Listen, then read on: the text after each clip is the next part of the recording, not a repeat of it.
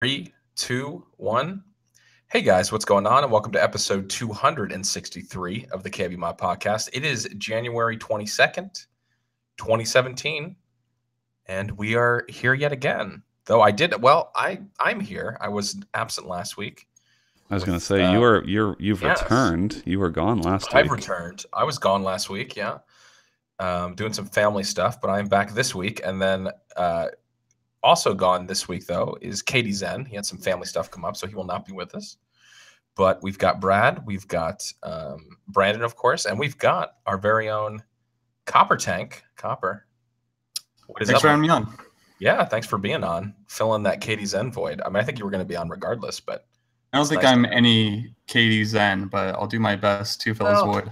Yeah, you can have your own identity. But I don't, I think it's arguable. I mean, Katie Zen brings a lot to the podcast. It just depends on the week. See, I don't think I'm gonna be able to ask you Tinder questions because I know you have a girlfriend, so right. It won't be exactly the same. But wow, just assume things. Well, no, he said he mentioned his girlfriend earlier, Brad. If you were listening, but I guess you don't listen. No, I mean, who says he can't use Tinder now? Oh, okay. Well, that's true. I am assuming they were upon their relationship. Maybe they have a more open thing going. That's true. Okay, you're right. I'm sorry. You have something against people who are polyamorous? I don't. Actually, you know what? If that's what you want to do, I better cover all my bases before we're reported as a hate mongering podcast against polyamorous people, and we get the Pepe treatment. But yeah, it's good to have Copper on, and there's been a lot going on. I was just about to say it feels like I've been gone longer than I have, but it's just because this has felt like the longest week of the last couple months for me. But I think a lot of people are feeling that way. Just some changes going on in the U.S. If you're not in the U.S., just a new president, inauguration, a lot of stuff going on. So whatever, however you stand on the issues, it's a very interesting time to be in the United States. So I think, but it's only been a week, right? I haven't missed more than a week. Nothing else has really changed. Only a week of time has passed. Yeah. Or technically 2 weeks since you were last on the podcast. 2 weeks since I was last on, but 2 weeks is basically a lifetime. It does. It does feel like that. But yeah, what's been going on with you guys? Anything? I mean, we'll get into what we've been playing, but what has everybody been doing? I haven't really talked to you guys in a couple weeks, so I know, Brad, that you were in some serious weather. Yeah, I mean, recently. we were snowed in. Then we got a ton of freezing rain on top of that, like 3 inches of just ice to wake up to on everything. Power was out for a day and a half, and yeah, and I literally didn't know what to do, so I just sat on the couch, drank beer, and ate Doritos. So I mean, that's about. That's not too bad. That sounds great. That's what you do when you don't know what to do. That sounds like a well executed plan to me. Yeah, that's pretty good. I was like, you were texting me. We were supposed to meet, I think, on a Thursday when your power was out. And then you texted me and it was like, yeah, everything's down. And the way you were describing, I was picturing you in covered in the blood of your neighbors, like an apocalypse scenario, like you had to kill your dog and eat him, or cat. It almost got to that, but you were just on the couch eating Doritos and chilling. You were fine. That's good though. But that's rough though to be down for that. That makes, you were conserving power, you were saying, on your phone, but I guess, and then I'm assuming you had access to data on your cell. Yeah, but the phone I have right now is just garbage, so it's literally it eats up battery. If anybody listening at home, don't ever try at least the Honor 5X. It is horrible. But how long was your power out? About a day and a half. But oh wow. That's a lot. I wouldn't survive. Yeah, so I made the mistake of napping and then going to bed early because I didn't have anything to do. And then, of course, I woke up at 1 and I couldn't go back to sleep till 5. So it was pretty rough. But yeah, I don't know. I really got to get some more stuff to do, that's not electronic. Related to 'cause- looking at a screen or refreshing a feed. Now that is Yeah. really so. I mean, 'cause that's a long time. I remember the last time I think I've had any power issues. I was living with Nick at the time in California. I think our power was out for like 8 hours, and we were. I think it was like a weekend. I think it was a Friday night, and we didn't really have anything going on, and we were Well, just. see, We were yeah. like, I don't know what to do. We were beside ourselves. We were just like, we ended up just going to like a diner and tried to burn time there. Well, And that's what I then, was about to say. Is like at least there you would have somewhere to yeah, you go. have I options. was like That's true. literally snowed in. Like we Yeah, didn't that's- have. Mhm. We had like a plow come by over the whole week, like maybe twice or something like that. So I mean that this whole area is not prepared for like snow, but like not over 2 feet of snow. So I mean like when it just was nutty. So That's I true. wish I could have gone out. Yeah, it was pretty crazy though. It's kind of funny too because you come to realize like you know what you don't have and what you do have but you can't use. So it's like my girlfriend's like, do we have any DVDs? It's like, well, you need power to watch those. It's like, oh yeah. Like you know, and Exactly. I don't know. It was funny. But Okay, well, I'm You glad just to need hear you that need you a bigger survived. you need a bigger backup battery. Yeah. yeah, I want one of those big ass like 30,000 milliamp like Yeah. laptop backup Yeah, you need to batteries. get APCs, right? The APC, Just the whole generator. the whole. Yeah, we used to have. So anyway, I really have. I mean, people. I when we lived in South America, power was so intermittent that we had generators everywhere. Like at every house we ever stayed at because it would always be out. But sometimes you wouldn't run the generator because of fuel costs, or you would have a lister, Right. an old school lister, and so it would go out all the time. It was terrible. And so we would just get used to it. It would be days at a time. It would be also there was no air conditioning in tropics, so like it would go out in the middle of like the night, and your fan would just be off. You'd just be in there, just literally cooking as the mosquitoes ate you. It was horrible. So like I really have but I mean that was years ago. I was like 12 through age 16.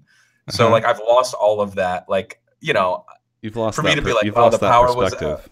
I've totally lost the perspective because it was so funny. My dad and I were talking about it recently, and I was like, it's almost like a distant memory that used to happen because we were talking about like stories and stuff. And I think I brought up that we were talking about a similar issue, Brad, with like, yeah, power went out recently.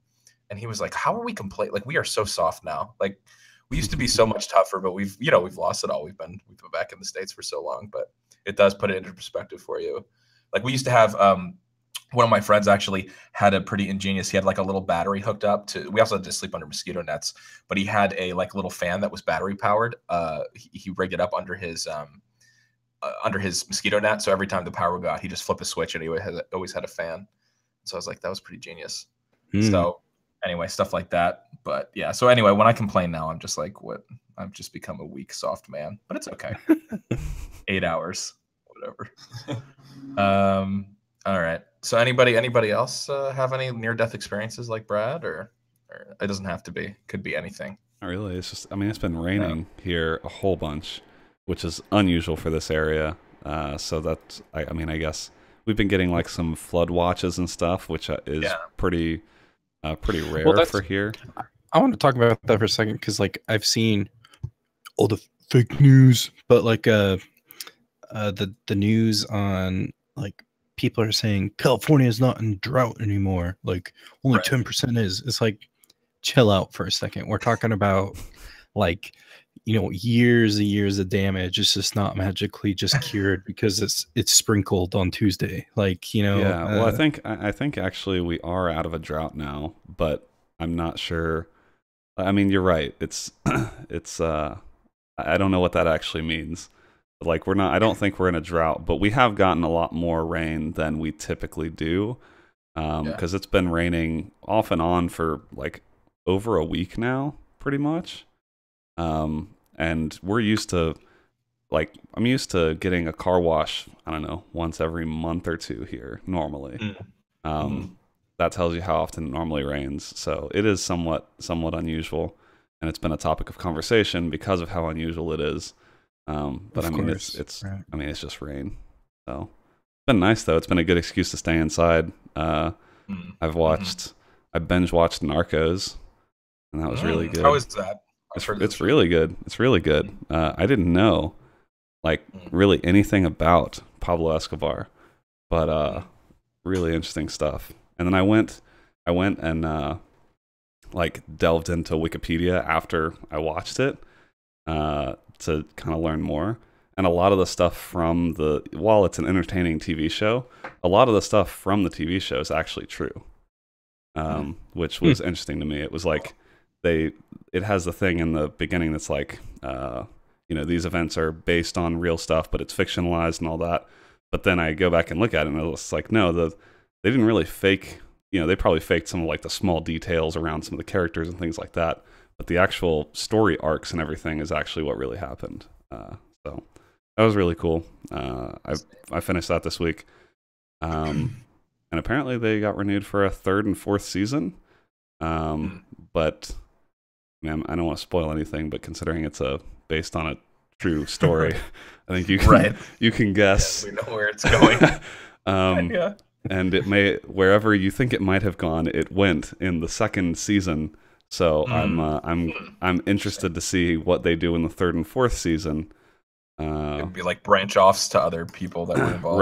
Right. Yeah, I think that may be what happens. But I mean, I'm interested in watching it. But yeah, I was like, I don't know that you can continue telling this story because it kind of has a finale.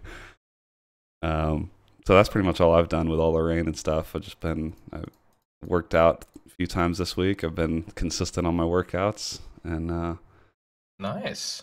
And watching TV. So yeah, same. What, your workouts, Brad? Consistent or lack of? Yeah. Oh, okay. Well, yeah. I mean, dude, it's a lot of work to. At the angle you lay on your couch and eat Doritos, that takes some serious finesse to get them in your mouth. From the height Maximum efficiency, yeah. Precision is required for this kind of endurance. Massive endurance. Hey man, everyone's got their own workouts. Yeah, that's true. Whatever works for you. Got to get your reps in. Yeah, speaking of workouts, I'm on my new. I did this last year. I lost like 35 pounds at the beginning of the year. Then I gained almost all of it back. But I'm back on that train. So similar. I'm on 7 days of working out straight, and I've lost 5 pounds in the first week. Cut out all soda, so it's good. You worked out 7 days in a row? 7 days in a row. Yeah, I basically give myself 1 day that I have one day, any day of the week if I don't feel like going, I get one basically mulligan, and I try to go every other day. But this week I was super motivated. I didn't feel like I needed so it's been good, yeah. And I feel a lot better energy wise, especially with streaming. Also, I'm on a newer stream schedule, so I'm streaming like around like 12:30 or 1, and then going till like 8. So trying to end a little bit earlier. So by starting earlier. So yeah. Anyway, it's just been good for the whole thing.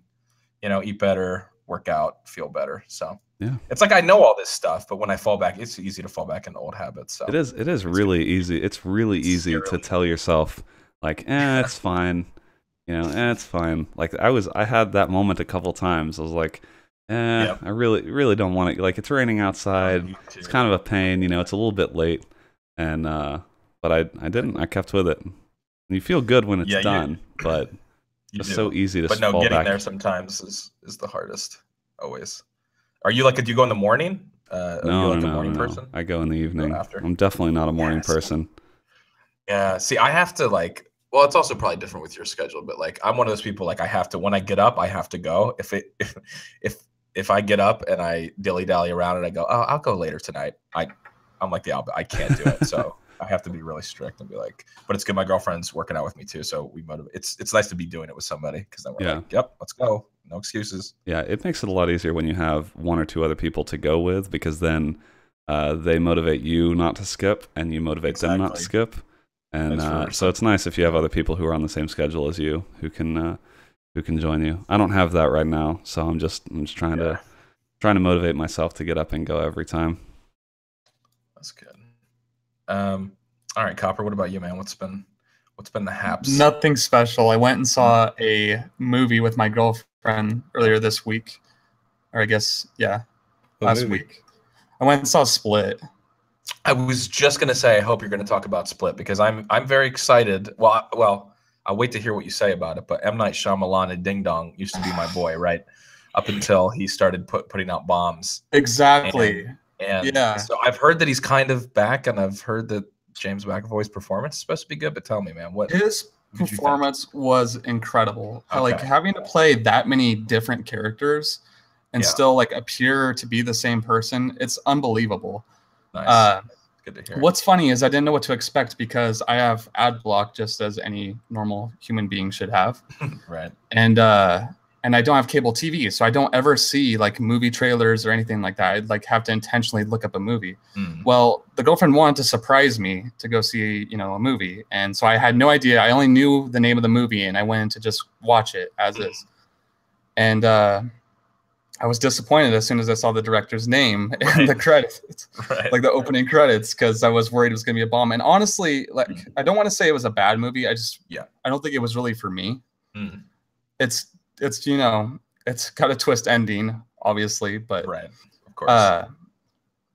Yeah, it was all right. I would say if you like his prior films, then go watch it, like his older ones. Okay, that gives me hope because I do like Shyamalan's former works before he started, you know, like The Happening and Lady in the Water. Yep, and then, that's the one. That one was garbage. Oh my god, Lady in the Water. Oh, I saw that one in theaters, and I was so like upset. I wanted a refund. Yeah, I saw that. Honestly, The Happening in theaters almost gave me like I actually almost had a heart attack on the drive back. I was so miffed. If you haven't seen The Happening, by the way, this is just a public service announcement. It is one of the worst films. It's just incredibly. It's so bad. And I'm not saying Mark Wahlberg's like Mark Wahlberg is not. He can be. It depends on the movie. Like he's. I don't know. Sometimes he can be a little bit much for me. But this makes Mark Wahlberg look like somebody who's just slow. Like the dialogue and stuff is so bad. And anyway, if you ever get a chance, watch The Happening. Like get a group of your friends together and watch it because it's hard to believe that it's the same director that did stuff like The Sixth Sense and Unbreakable and Signs, and I don't know. Like, what do you guys think? Do you guys like? Did you guys like Shyamalan movies back in the day? I don't know how many you've seen. I've never really had a strong opinion one way or the other. Yeah. I just know that he's very divisive because he's done some great work and some like objectively awful work.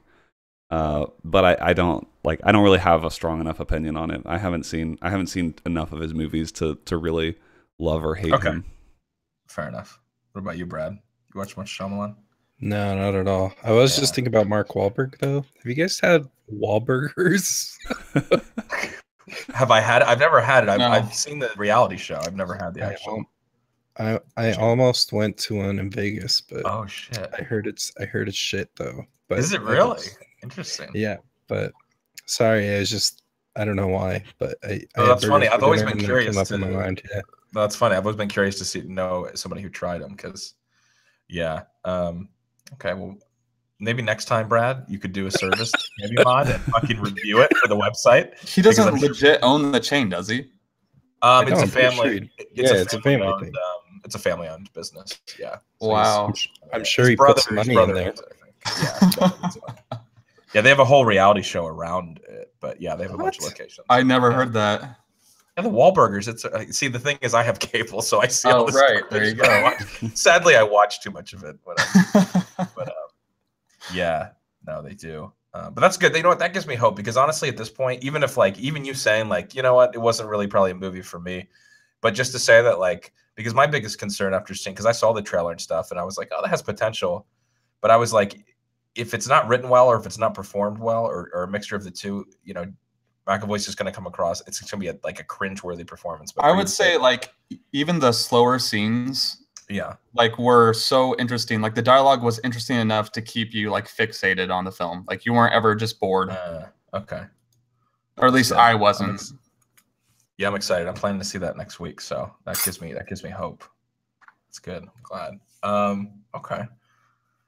All right. So what beyond movies and snowstorms and dieting and Brandon bench pressing 450 pounds. I think he said that. What have we been playing this week? I'll start with you, Bradley, because you had said that you were going to discuss some Rust stuff. So let me start off with the real spicy memes. So I was playing Rust, and then I come to wake up and find out that our server that we play on got fucking wiped because of an update. I know I know personally Gary Newman just pushed the update out for, so damn. So I uninstalled the shit, but then I reinstalled it last night. So you know, the addiction's real. Oh my god, you really are truly addicted. Yeah, like well, I bet in the moment you were so fucking mad and miffed, you were just like, I'm never playing this game again. And then what? 24 hours passed, and you were like, all right. Yeah, I'm playing this shit again. Yeah. Well, it makes me mad because we purposely play on these like official servers because they wipe servers only every month. Okay. So we were 2 weeks in, and I had put a shit ton of hours, you know, getting ready to like do some raiding and stuff, and then the server gets wiped, and so it's like, yeah, well, great, you know, out of nowhere, just because the devs pushed out a shitty update that wiped it all, and of course didn't restore any backups if they even do that. And now all that time's wasted. So, but then my buddies last night were like, "Dude, we got a new base.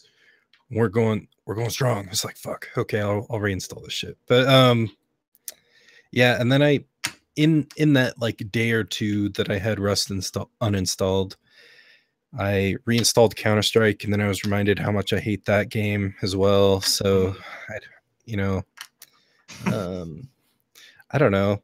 I don't think I really played anything else. Yeah, that was about it. Okay. Well, that's good. Yeah. Do you think you'll ever be able to, like, what is there anything that, because I feel like Gary Newman and the Rust devs have pretty much done everything you can do. Not that they don't care about the game, but they pretty much kind of like made it clear that they're going to do what they think is best. And, you know, is there anything that can happen in that game that will make you, because I know you quit for a while, but that was I think just out of, you were starting a new job and you wanted time because you were playing so much. Right. But is there anything that can happen in that game that you're just like, that's actually the last straw for you? Yeah, I mean, there are things that are like fundamentally broken with mechanics that of course can be fixed, but I don't know if, I think until something else comes out, I don't think really there's anything that can really fill this void that Rust fills of like crafting and building and then like being completely cancerous 24/7. So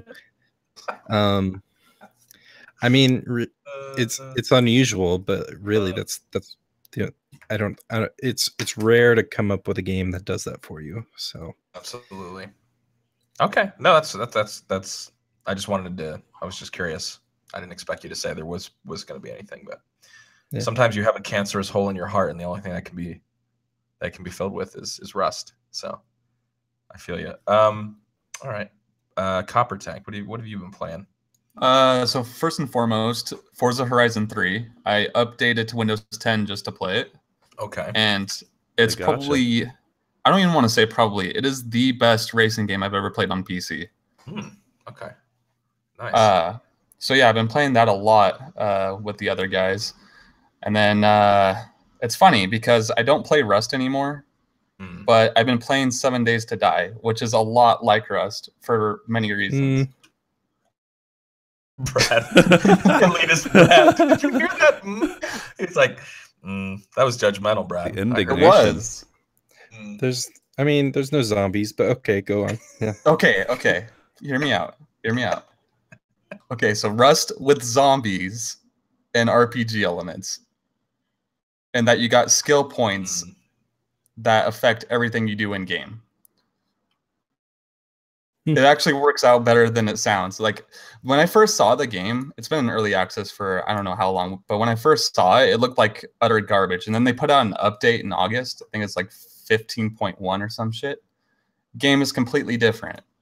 And I'm addicted. I probably play Forza 3 or 4 hours a day and then 7 Days to Die until I fall asleep. Wow. Yeah. How much is it? How much is it in early access? Like what? $25. I think it's like, yeah. I picked it up on sale for $8, and to me, that's a steal. Okay. What's so I'm gonna go back to you upgrading to Windows 10 for Forza. How, beyond the fact that you can play Forza, do you have any other regrets about Windows 10 yet? I know we're gonna get into some Windows 10 news later, but I think it's probably just me because I feel like I've been on archaic hardware, like based on, I mean, I just upgraded from a 580 last Christmas. Oh wow. Okay. Yeah. So I've had a lot of driver issues. I remember I stayed up until Windows 10 like released, like when it first freaking released, and I tried installing it on both my PCs, and they both had terrible compatibility issues. I was losing drivers, and things just weren't working. And even now, like I still can't get my laptop working. But for the most part, since like Windows 10 first released, it seems to be okay. I still have like weird issues, like stupid issues. Like I was in the Windows Store the other day, and for some reason, anytime I would scroll down, the scroll bar would just bring me back to the top, like every single time. Damn. It's just stupid things, and it gets to me too. Like I remember like almost shouting at my computer, like, "Why am I on Windows 10? Like, I need to go back to 8.1 because I can't scroll down." That's why, man. Yeah. Oh man, I know. It's just so weird because I've never had like any driver problems, or everything's been pretty smooth for me. So I'd like to hear that you guys have like nonstop problems or just stuff like it's. Yeah, and I even tried like the refresh tool or whatever. Hex advised me to use it because I was having these problems. And there's an option to keep all your personal files, right? I checked that, and I lost all my personal files. Oh god. Yeah. Shit. I won't anymore. Now that all his files are gone. Yeah. I tried using Recover, and I got nothing. Damn. Yeah, it's funny to see. I mean, even in chat, people are talking about how Windows 10's been flawless for them, but for everyone that's flawless, you've had Copper Tank and experiences like I had, where I just I was just more with the streaming software and stuff, and just problems that didn't make any sense, where it would like all of a sudden just give me like 3 FPS in OBS. Oh, I get that too all the time. Yeah.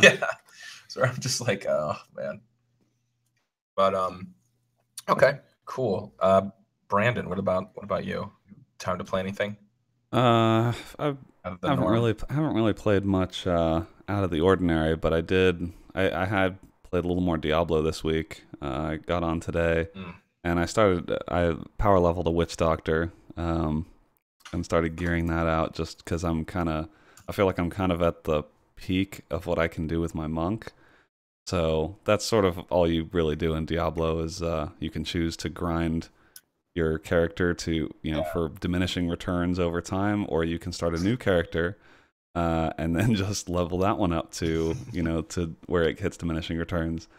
So there might not be that much juice left to squeeze out of Diablo this season after maybe a few more hours, but that's still been a little bit of fun.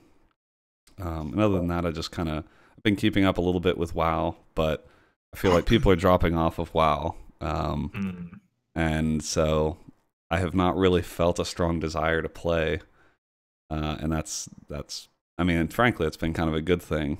I've not really been as drawn to WoW as I thought I would be over time, but yeah, we'll see. I mean, WoW's still cranking out some new content. I mean, that's good though, because if you were at your peak and you had a Diablo addiction and a WoW addiction to combat at the same time, you know what I mean? Like, imagine if they had released both these at the same time. It would be terrible. So yeah, it's been good that that seems to be coming in waves, and the Diablo's wearing off a little bit. So maybe I'll return back to WoW a little bit, or I kind of want to get back into Hitman, because I haven't actually done all the levels in Hitman yet.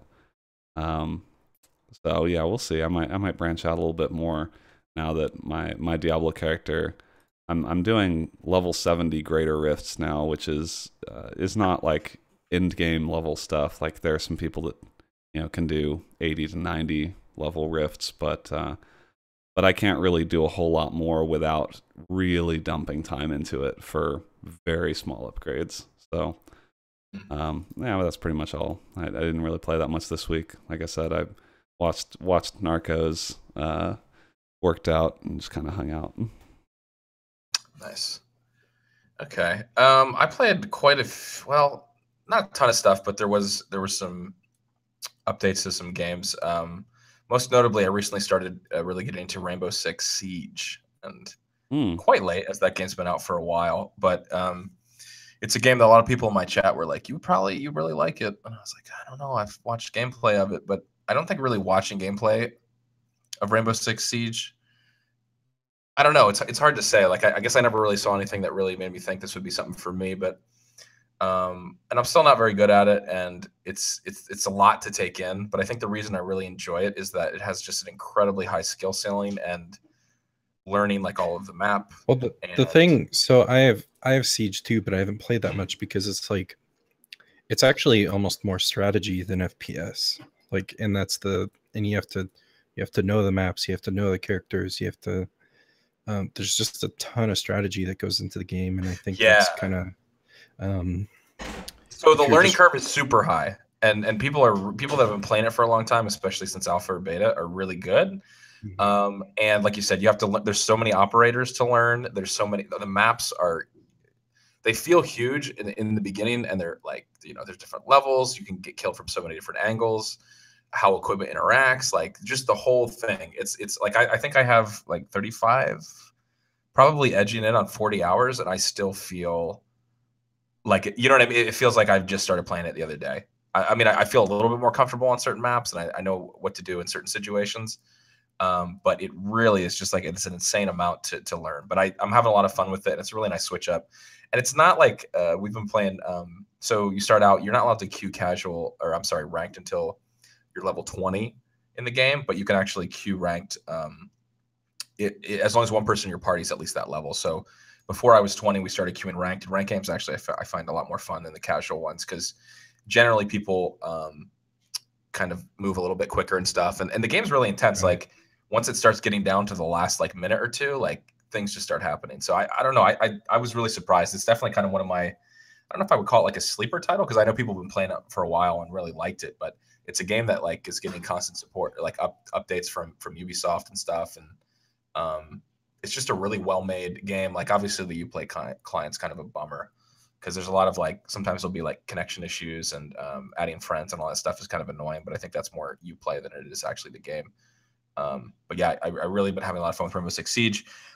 Still playing Battlefield 1 occasionally here and there, just really waiting for a new operation and new content to drop. That's the biggest thing, because I still really like Battlefield 1 and it's fun to go in and play, but I need some new content. I don't know about you, Brad, if you really mentioned it. Yeah, I've actually dabbled in like just a couple of rounds of Battlefield 1, but yeah, I'm definitely needing new content here soon, I think. I wouldn't mind different modes either, or something like that, or special servers, but yeah. So that, and then the Colleen released it. I haven't played the Colleen in months. I mean, since it basically released, I played it for a good month when it came out. If you haven't heard of the Colleen, it's like a Hunger Games / I don't know, first person, like you all spawn in and then you have to find weapons, and whoever survives at the end. It's like literally the Hunger Games. It is basically the Hunger Games. King of the Hill. King of the Hill, Hunger Games, that kind of stuff.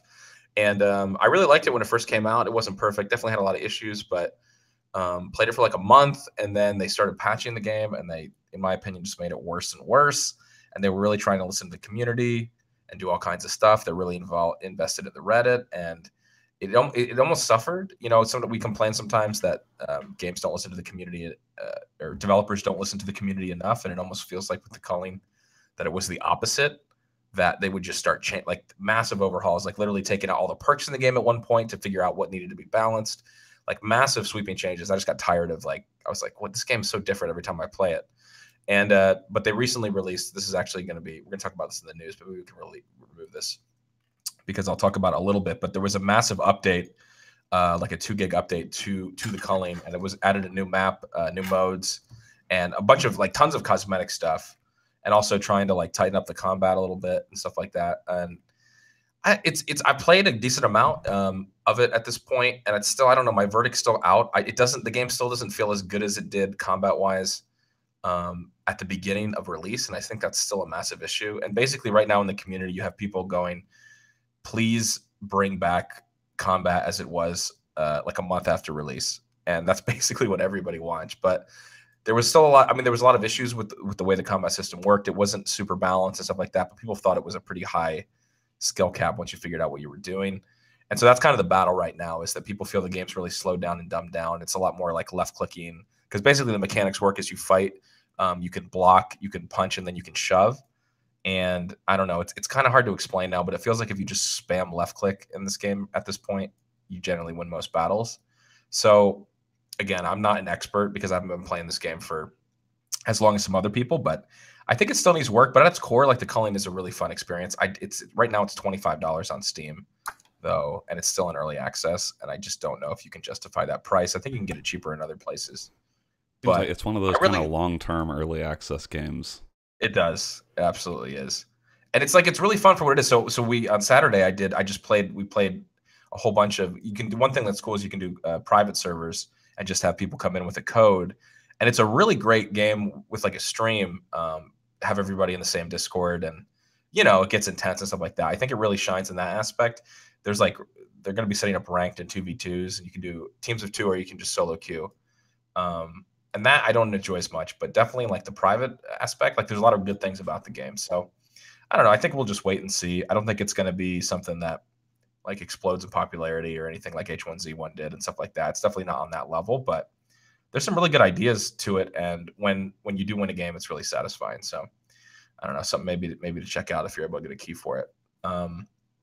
So that I'm trying to think of, just a lot of like different shooter stuff. So it's good. And then obviously Counter-Strike, of course, which that's always a constant, a game in rotation, and not much to say about that. But so I still enjoy playing that, but it's really fun to jump from that to Rainbow Six to BF1 to the Colleen, mixing up the shooters, because those are definitely the games I enjoy playing the most. But we'll see. So Brad, have you ever played the Colleen though? I'm just curious because I know you've played some. No, it just seemed like, I don't know. I wasn't gonna. I've heard other people share the same frustrations as you, so it was like, I don't know. Early access games have been pretty burned on, honestly. Yeah. And I just don't think with the price, and I just don't see any need to do that when I have so many other like King of the Hill games like H1Z1 or literally like Arma with the King of the Hill mods and stuff like that, or fucking Rust. I just have that go out, kill people, void filled for me. So right. Exactly. Okay. Sweet. All right. Well, I think that's what we've been up to, what we've been playing. But now, what has KBMOD been up to? Or Brandon, or whoever wants to take this. Yeah, what's been going on in KBMOD? Tell me, somebody. Yeah. So basically, KBMOD, of course, is more than just a podcast. So we have a bunch of scheduled content that's streamed to our Twitch channel, which, if you're a listener, we broadcast this podcast every Sunday live, but there are other things that are going on the channel, so make sure to check that out. But on our website, you can find regular content. We've actually had a lot of new blood been added to the team, and they've been pumping out some written articles that you can check out. So just go to kbmod.com and you can find articles from this last week. Like looks like Tim here has not only done a first look, but a full review on Urban Empire. So you can kind of see what his first impressions were, and then what he thought of the game after a little more time, I guess. And then there's also a first look from Andrew or Chad on Gunmetal Arcadia. Suro6 did an article on Halo Wars 2 Blitz mode. And then Suro6 also did a look back at Gears of War 4. So make sure to go to kbmod.com, check that all out. Come to the streams. There's other content like Copper Tank. Maybe you want to plug what you do here on the channel. Yeah, if you guys like Battlefield games, feel free to hit us up on Saturdays. Every Saturday night at 9 o'clock Eastern Standard, we play. I mean, obviously, we're going to play Battlefield 1 because it's the most popular Battlefield game and the newest. But we've played Bad Company 2. We've played Battlefield 3. We've played Battlefield 4, regrettably. Oh. So this is something Copper Tank and I have a little beef on. He thinks Battlefield 4 is probably one of the worst. I think that's. I don't think it probably is. I think it definitely is. Ooh, okay. But I think it's just because maybe he's a little bad at Battlefield 4. Oh, wow. I'm bad at bad games. What can I say, man? but he's admittedly like pretty good at Battlefield 3, so there might be a little bias in there. So I don't know. You know, I tell all my friends when I'm telling them that they need to buy Battlefield 1 that Battlefield 1 is Battlefield 3 without the issues. Even Netcode though is better. it still has continued support and regular updates and community involvement from the devs. And stuff they like added that. Battlefield 3 to Battlefield Friday. You know that. But yeah, so come check out our streams Saturdays. You can sometimes find me there. Lately, I've been admittedly kind of AFK, but yeah. KBMOD.com, twitch.tv/KBMOD. Check us out. Yep. Check out the website. Check out that content. Watch the streams. And yeah. All right. Well, thanks for updating us on that. And we're going to get into some proper news here. And I like the how first thing you we're put going to this talk one about in as the first article. This is the first. Well, I don't want to spend a super long time on this, but we had to mention that Gabe, our Lord and Savior of PC gaming and all things. I'm glad you didn't read the headline that you put in the document. I made my own custom headline for this, which it's nice. I think is unfair a little bit. It's a little unfair. I'm more heated because of the Counter-Strike global offensive stuff that was talked about, or not. Or lack. Yeah, I was about to say lack of. No, so but there also was. So I mean, full disclosure and full plug. I did a rant on this AMA on my YouTube. You can find me at youtube.com/APLFisher. Just take a look at it. Okay. Sorry, just getting that plug there. But no, he did an AMA as he does every. Doesn't he do one every year at this point, or no? Is it not every year? I think he's done like one before. Oh, okay. I don't know. I feel like for some reason I felt like they were more frequent, but yeah, I know he's done one before.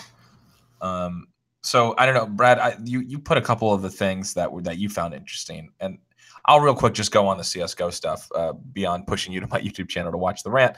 There was stuff. So one thing, if you don't play CSGO right now, though, there is a CSGO major going on right now that E-League is hosting in Atlanta. And, you know, the game is massive. In the group stage today alone, we had 800,000 people watching one of the matches in a group stage, right? This isn't playoffs. This is just the first match of a kind of, early format of the tournament. And, so CSGO is huge, continues to have a massive player base, continues to make Valve an incredible amount of money. But Counter-Strike is like this redheaded stepchild for real when it comes to updates, communication, whatever else from Valve. And all of us in the CSGO community don't really ever understand why. We know it is the case. But, with Gabe here and doing an AMA, of course, there were going to be CSGO questions. And basically, the thing that really set me off and the biggest question that he got asked was, why have you guys ever considered a community liaison or community manager or somebody to talk about what kind of updates will be coming with Counter-Strike, what you're working on, just any kind of communication with the community? Because that's really the most frustrating thing when it comes to CS, because they just release updates and that's about it. They don't really talk to us. And a lot of times there are updates that, the community's just like, this is insane. Like, why was this done? And he basically in a paragraph said, he used the words, we have not even considered a community manager. And basically went on to say that Valve prefers to communicate in game updates. And that's how they want to do it. And that they don't really like to get involved in conversation because they don't really feel it's helpful.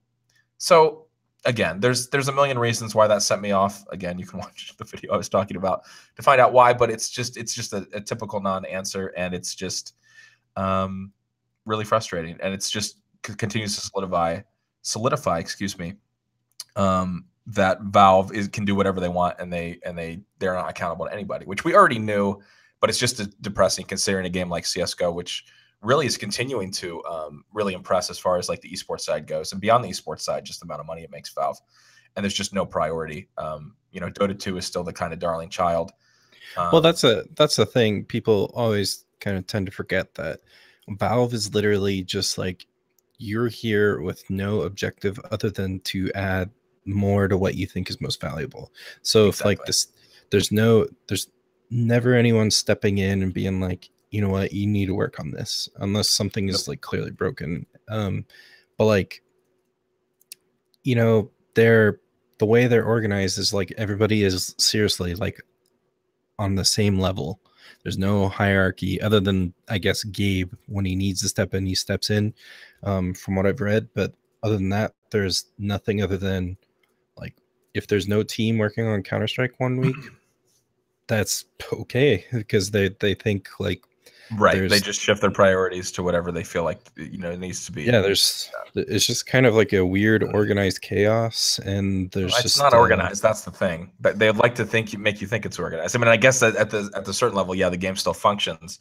But in situations like, oh, I don't know, matchmaking for Counter-Strike was down for an entire weekend, and there was not a single tweet or communication from the developers or anybody that works on the game as to what was happening. Nobody could connect to matchmaking. It took Matt Wood, somebody that hasn't been working on CSGO for years, to tweet. Somebody tweeted at him and said, "What the hell's going on with ranked matchmaking?" He goes, "I don't work for that team anymore, but we are aware and they're trying to fix it."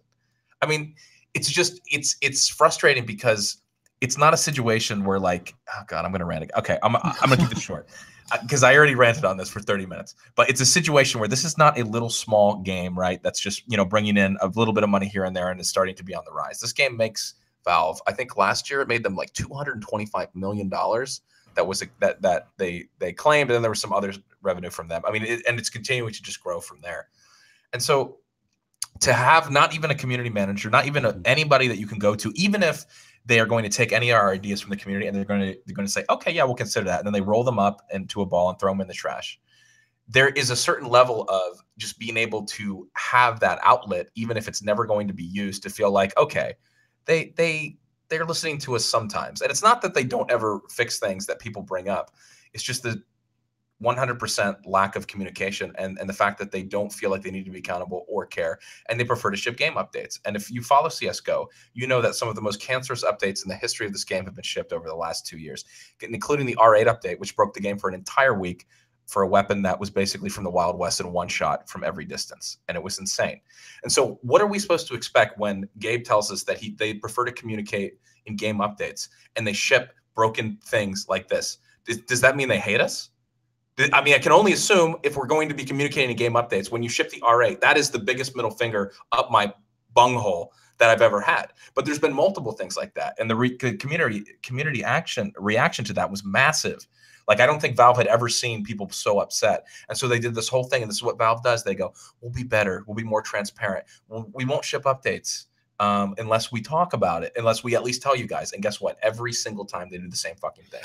I used to be on the Valve side, but I'm not anymore because they don't care. I just bring this up every time. I still don't know why like, the way you speak to the company is like by not playing it. Why do you guys keep playing it? No, absolutely. But exactly, no. That would be the only thing that they would listen to. And the truth is, it's never going to happen. And I'm guilty as anybody else. I got mad because, again, they didn't tweet on their Twitter for 6 months. And then they tweet and it's about buying stickers for the major. And guess what I did? I got super mad. I did a sarcastic retweet. And then what did I do? I loaded up my Counter-Strike and I was like, damn, dude, I got to buy these stickers so I can try to get this stupid fucking pick of the trophy. So I'm part of the problem. Like, I totally understand. But nobody's going to boycott the game to the level that it would ever need to be for them to change anything. But I also don't think that's a fair argument either, because there is so much money being spent on this game and so many people that play this game. You know what I mean? Like, yeah, sure, they don't have to do anything, but we shouldn't have to boycott it for something as simple as having, like, even a figurehead person to be like, hey, this is the guy that is going to try to translate what the developers are doing, or at least pass off some of the feedback. But I think one of the reasons, though, that they oftentimes don't have that figurehead is because of the way that, at least according to Gabe and according to kind of what we know about their internal culture, is if you become the figurehead for the game, then now you can't move around to something else. Like, you can't necessarily deliver on the mandate, which is do the thing that is going to be the most valuable. So I think all of, like, what Gabe says in these sorts of AMAs often aligns exactly with what they end up doing. Which is like, they do, if they prefer to communicate through updates, then, like you're saying, when they get it wrong, it's that much worse because they didn't, because the community didn't have any forewarning. There's no one to rant to. There's no one saying, hey, we get it, right? They're just basically, they end up fixing it, right? And now everything, the R8 is not a problem now. But like he actually mentions this in one of his comments, is like, what did he said? It can feel like an echo chamber. It can lead to the feeling of an echo chamber where it seems like Valve isn't listening, because we're always listening, but like working that way imposes latency on their communication. And I think what you're saying is completely accurate, but also that it tells me that like they don't have people that want to get committed to a single game. And maybe that's what makes Valve a great place to work, because you can't, if you don't want to work on TF2 anymore, like you can work on CS or Dota or whatever you think is important and interesting. But also that means that like products of theirs will get neglected because there's no mandate from anyone saying, hey, you realize how much money CSGO makes us? Like, we need some more people working on CSGO. It doesn't sound like that's the way they work internally. No, you're right. No, I think you're totally right that everything he's saying is consistent with, if you've ever seen the Valve handbook or whatever else. I think it is. I don't know. I guess I can't rant against something that they believe is their core value, but I also, part of me is like, it feels like an excuse more so, like, yeah, sure, that might be a thing, but you can't tell me we can't have somebody, like, okay, I know what you're saying, like if they have somebody become the liaison between them, but even if they're not going to do that, even just to have more communication or something. And there are times where they will go into certain like posts and they will say like, okay, this is something we are working on. But I think it's because the track record with CSGO in particular, there are other Valve games that also have this problem, is so terrible when it comes to the updates that you basically you tremble every time there's going to be any kind of big update if it's not an operation, because you go, or even a small thing where like they mess something up in the game and you go, how long is that going to take to fix? How is it going to impact, the pro scene, which is very important to Counter-Strike. And there's just a lot of stuff where you just can't ever give them the benefit of the doubt, and you have to just expect the worst. And then if the update's like, okay, you're like, all right, well, that we scrape by with that one. And I guess it's just exhausting. And I said this in my rant too, which I know I'm ranting entirely again on here, but I said this like, this rant is really more for me because I went into MA knowing that Gabe wasn't going to say anything new. It's all stuff that we already understood. And it's just like, to me, it's just kind of a shame because there's a massive opportunity for Valve to, and clearly they don't care about the goodwill of the community. They really don't. I mean, you can't tell me that they do when they continue to operate by shipping updates, oftentimes that are broken, seem like they were never play tested, and say that they really care. I'm not saying that they don't care about the game or they don't want the game to be good or popular, but they really don't care about public opinion. And I wish they would a little bit, because I think it would go a long way in helping de-stress everybody that plays this game on a regular basis. And I have a lot more invested in this. A lot of people, some people just play this game casually. Some people play this game at a very high level. I just stream this game. I've played this game in all iterations for years, and it's cool to see where CSGO has come. It's just frustrating that the policy from Valve pretty much is we're just going to ship updates and we stay out of any of the community stuff as much as possible. So, well, and I think also when given the culture they have, it seems to me that culture ends up like you don't end up with a ton of people that have responsibilities that are things like maintaining a social media account, right. Like writing patch notes, doing sort of the peripheral activities to actually like developing the game or like developing the platform. It doesn't seem like Valve has a lot of those or any of those people dedicated to a lot of those peripheral activities, which are completely standard in other companies, right? Like game developers, any company in the gaming industry, a lot of them have like, a marketing department, like a social media department, like where you have responsibilities that are not, committing code to the game's code base or to whatever, to whatever product you're working with. Whereas it seems like, based on the occasional insight we get into the way Valve works, is it doesn't seem like Valve has those sorts of people. Now, I mean, I'm guessing they do in some cases. Like Valve says they've grown their support staff a whole lot. I'm guessing their support staff, their primary job will be support, and they probably, I'm guessing, probably don't shift around as much as other employees do. But I think from the outside looking in, it seems like they don't have people that do the jobs that sometimes you need people to do, but they're not like the most interesting or creatively rewarding jobs. Like, you know, social media campaigns sometimes aren't necessarily the most interesting, but like someone should do that to keep engaging with your player base. Marketing and patch notes and blog posts and things like that. Not necessarily always the most interesting, but they're important.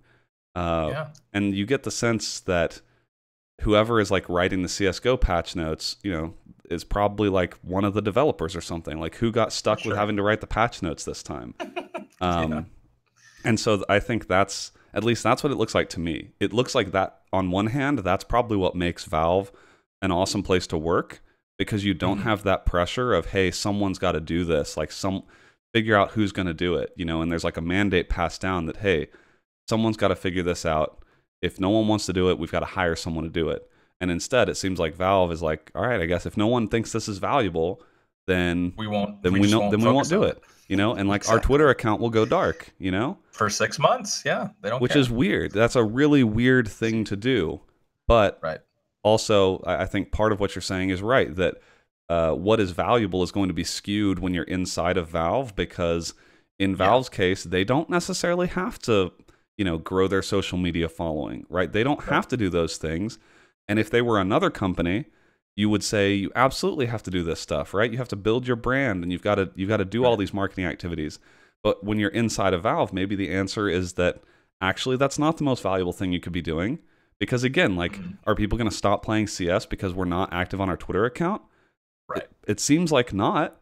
So, you know, maybe it may not be outright disdain for the player base. It may just be actually living that core value, but that can be an uncomfortable core value to live. And not everyone's going to be on board with it. Sure. That's good. That's a good summary. I mean, speaking of, I don't know if you wanted to comment on any of the highlights there real quick, Brad or Brandon, on stuff, that other things that they talked about, or that Gabe talked about in the AMA. He confirmed that they increased their Steam support by five times what it previously was, but who knows what that number is. That could have been literally like one person was on Steam support, and now they made it like 5 people. Right. He confirmed that there is a movie in the works with J.J. Abrams, which I'm a J.J. Abrams fan. So I'm looking forward to that. I couldn't find the comment here, but he did confirm that they are working on, I think, a new title, and it is in the Half-Life Portal universe. And he did say that they are working on VR games, which I'm pretty interested to see as well. So, but yeah, not a comment on Counter-Strike. So that's pretty interesting. Yeah, well, I mean, there were a few things here and there, but there was nothing new that we need to know. The biggest thing was like the engagement with like the community, and anyway, but yeah, you can check out the AMA yourself if you really just look it up. Is it really in the Gaben? Wait, did he hold on? Yeah, it's the _Gaben. The _ Gaben. The _ Gaben. Yeah, for that. Which it's funny. He said he was in basically a conference room with the staff, but I only saw come out of this come straight from Gabe Newell himself. So I don't. Yeah, the TF talk about hurt community, Scott. Oh yeah, true. Community is, I think, worse off than the community. Oh, absolutely. Straight up ignored at this point. But like their TF2 community person that has been working on the game for I don't know how long was there via telephone. So I mean, hey, they got that going for him. Okay. You know, he seems pretty committed. It is confirmed somebody's actually still working on the game. So that's it's a nice little nugget for them, for the TF2 community. Okay. I think that's about it for them. It seems like one of the main differences between how Valve operates and how a lot of other companies operate is if you want to take Gabe's answers at face value, where he says like he's sitting in a room with other Valve folks, this other guy's on the phone, then you know that they were actually reading all these questions, right? Sure. And oh yeah, and it it seems like a lot of the folks at Valve are pretty smart people. I think at other companies, a lot of times they will try to make the player base understand that, hey, there are reasons we do these things, and instead of just let the community simmer, they will try and like give them a window into why they're making decisions. I think the thing that Valve doesn't seem to do is they say they're listening, and they almost certainly are. Like I'm sure a lot of them probably frequent the subreddits. They probably are, very heavily invested in the communities of the games they work on.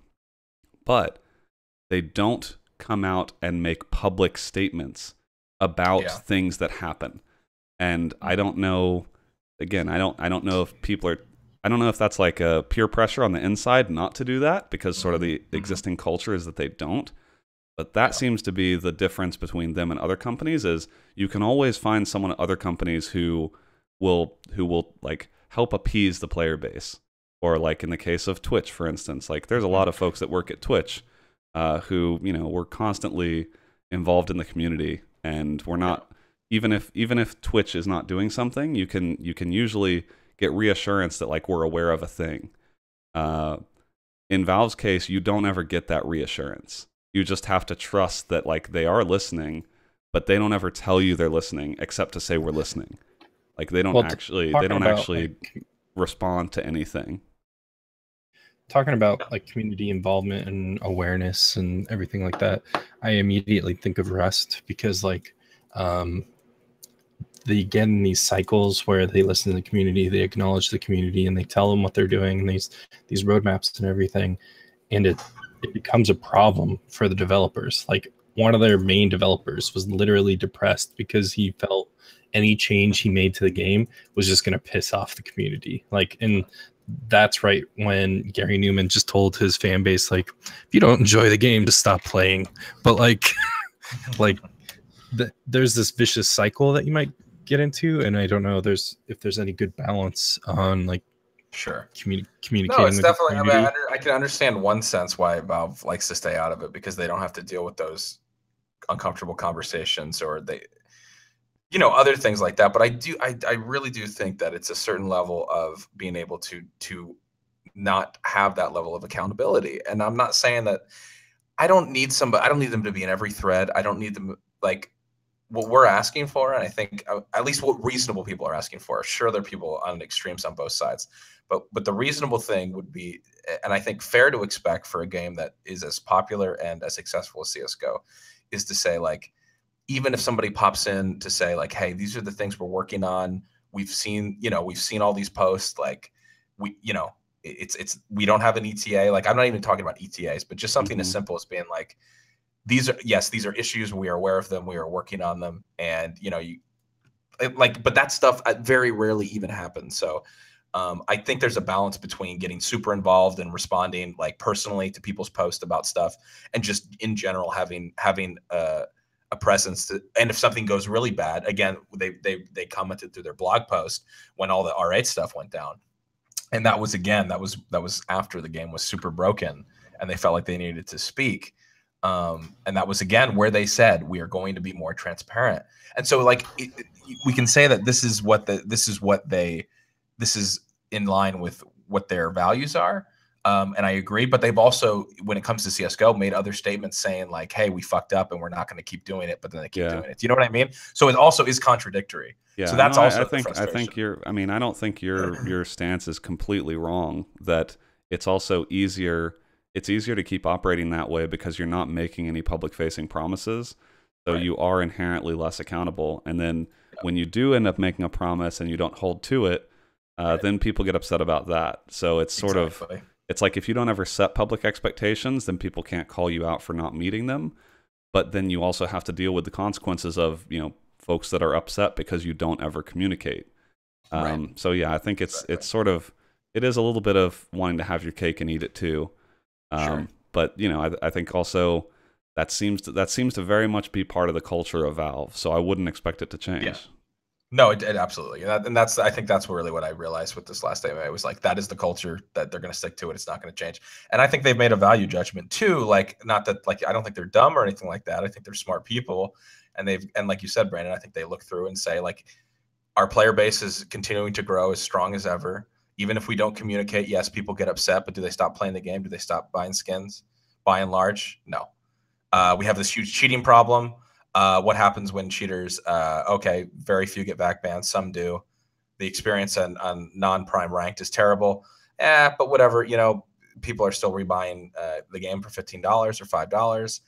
So again, a lot of it comes back to the bottom line, and they that's what's really going to drive them. I'm not saying they're this huge evil corporation, but profits drive them as much as anything else. And why would they switch it up if they feel like everything's working for the most part and continuing to be positive for them? So I get it. I just don't like it. So with that, I'm going to stop talking about Counter-Strike and Valve, and hopefully these hemorrhoids that I'm developing will stop after ranting about it a second time. All right. In news that doesn't necessarily tilt me, but makes me happy, the PC gaming hardware market has surged past 30 billion for the first time in 2016, so last year. But the most, $30 billion compared to, the reason this is pretty interesting is $6.6 billion for console game sales. So, and this is for PC gaming software, that's crazy to me. I mean, again, it shows you how many people game on PC, but 36 billion compared to 6.6 billion. But then you go billion, so just to clarify, 36 billion is PC gaming software. Yes, but, software. But the hardware market just topped 30 billion in 2016, and I don't think PC gaming hardware had reached that threshold before. Right, exactly. I got confused for a second. I was like, wait, what? Yeah, so PC gaming software has already had topped 30 billion in the past, but hardware is now top 30 billion. But you're right. I mean, 36 billion compared to 6 billion for console game sales, it is. I am so sorry. I'll be right back. So yeah, I mean, on the software side, PC gaming market is estimated at, if you believe these numbers, almost 6 times console gaming. Crazy. But yeah, I mean, PC gaming hardware is a pretty strong and growing business. I don't think it's that big of a number though, because even here at the bottom, they show a picture of that Acer curved display laptop that's like $6,000. I bet they sold those things like hotcakes. And when you divide 30 billion by, I don't know, 6 to 10 grand, that's not that many computers. Really sorry about that. Yeah, I mean, I think every now and then, people talk about PCs. I guess people talk about PCs sometimes as an afterthought, but it's worth highlighting some of these trends that, like, the hardware market continues to grow, and I think also part of this is probably that the PC gaming hardware, I feel like, becomes more affordable for average people every year. And so we're not quite where the Xbox One and PlayStation 4 are the same price as getting a gaming PC, but that gap is closing, and I think PC gaming, in a lot of ways, becomes more accessible if you're willing to make that initial investment, and and like obviously people continue to build gaming PCs. It's not going anywhere, so. That's a good sign. We were honestly on the right track when we started this thing a few years ago. Right. I don't know if I would have necessarily believed this article as soon as I got into PC gaming, which was, funny enough, around, I think it was the same year KBMOD became a thing. I remember I built my gaming PC and I had a hard time convincing any of my friends to make one as well. They thought it was kind of silly to put so much money down all at once compared to buying a console, and all they saw in difference was the graphics, and some of them didn't even say they saw a difference. Well, I mean, the human eye can't see above 720p, so exactly. they're not wrong. Or 29.8 FPS. Exactly. That's funny. Yeah. No, I mean, I think it's good. Yeah, we're living in a it's like quite a time to be alive era of for PC gaming in general, especially with the price of hardware and everything else. So no, it's good. I mean, what's kind of interesting too, this report is from John Petty Research, which I've never heard of them, but presumably they're some reputable research firm. They're great, but they're so fucking petty, dude. They never let things go. But the way that the hardware breaks out according to the segments they track is they track entry level, mid range, and high end. And high end was 43% of those hardware sales. Entry level is 22, mid range was 35. So actually, like high end hardware is driving the most amount of that money. Which I mean, I guess kind of makes sense in a way because the high end stuff obviously costs more money, and so the dollar amounts you think would be higher. But also, they don't. It's not like everyone's going out and buying Titan X's. Right, the people buy those in lower numbers. The NVIDIA CEO basically said though that the high end market like basically funds their R&D department. Yeah, and that's basically what we're seeing here is people like getting the best of the best, and it basically benefits companies in a very positive manner. So yeah. But anyway, that's If you're looking to buy a new PC, there's a lot of other people out there that are thinking the same thing. So get on board. You can find our build guides at kbmod.com. There you go. Especially after you get those taxes back. Nice plug. There you go. All right. And when you build that new PC, you're probably going to put Windows on it. Yeah, and Microsoft has a nice little tidbit for you that they just added. Why don't you tell me about it? It's a great feature, dude. So, I mean, how many of you have been sitting there using your copy of Windows 10 and thought to yourself, I really wish I could be advertised to via a pop-up directly through my OS? And you know what? It's not enough to receive ads through the web browser. You want to receive them even more integrated into your experience. I want OS integration for my ads. And you know what? Windows 10 and Microsoft has you covered. And basically, they're definitely. So apparently this was also something that happened with Windows 8, starting back with Windows 8, which I'm still on Windows 7, so I never had Windows 8. But basically, they slowly began introducing advertisements into the platform, and at that time, the ads were only in apps, so they argued that they were not really part of the OS since you had to open the application. But now with Windows 10, there's no denying that the advertisements are actually creeping into the OS experience. And the advertisement here that's been spotted is that they want you to install this personal shopping assistant for Chrome. Right. And so it's like a pop-up above the Chrome icon on your taskbar. Yeah. Which is just, I mean, honestly, it almost looks like malware. It does. It does look like malware almost. But yeah, I definitely am not a fan of this trend of like the OS suggesting things based on things I have installed. Like that's the one thing that I mean I think a lot of people like about Windows and Mac and Linux over like your phone, where everything's gated by an app store or something. Like the nice thing about desktop PCs is that you can install a wide variety of things. But even now, like let's say you install Chrome, I don't want my OS suggesting this like thing that Microsoft does for Chrome, or this thing that Microsoft does for Firefox. Like that, I think that's kind of gross. Yeah. I would expect that maybe if I use Edge, or Internet Explorer, something that Microsoft built, that would be different. I would expect that to have some kind of integration and maybe some ads, but like I still think that's kind of scummy. But doing it on Chrome, like something that Microsoft doesn't even own, feels, I don't know, it doesn't feel good. If I saw this, the first thing I would do would be Google how to get rid of this in the registry. Absolutely.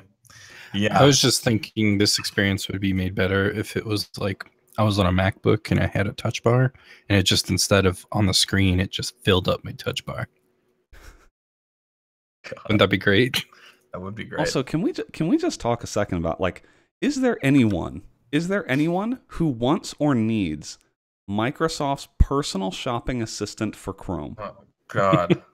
My grandparents. I cannot think of a less useful piece of software for me to have on my web browser. No, absolutely.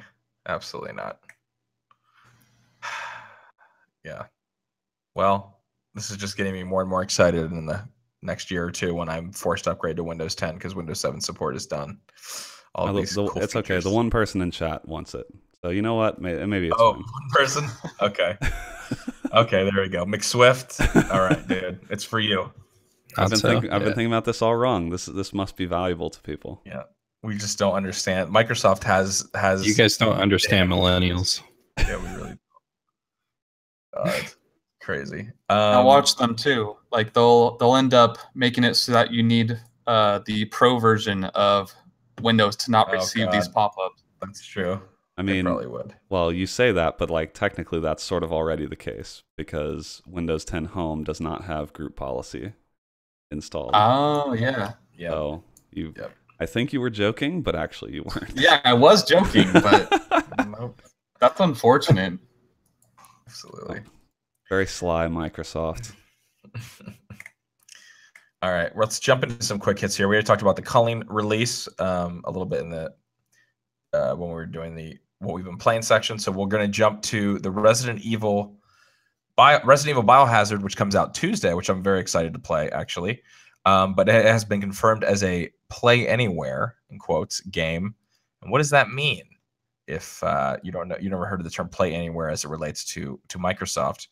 Well, Phil Spencer, our boy Phil, has confirmed that this play anywhere game, Resident Evil 7, means that if you buy it on PC, you can also play it if you have an Xbox One.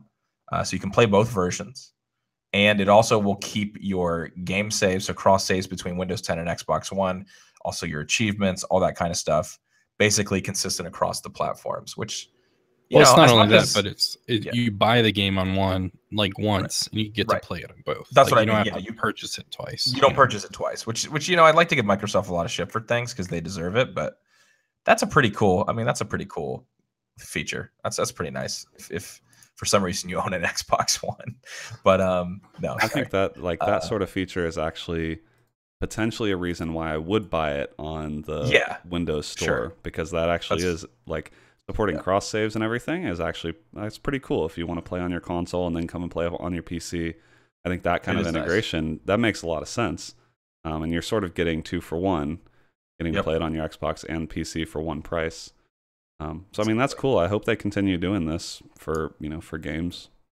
I think it's a good trend. I mean, you again would have to purchase it through the Windows 10 store, but obviously, again, they're doing anything they can to get some traction to the Windows 10 store. I mean, they have some exclusive. Well, you were already talking about a copper that you got for Forza, right? Right, and it also has.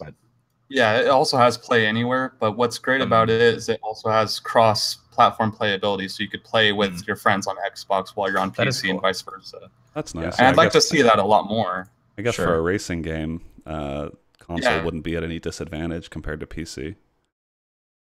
Right.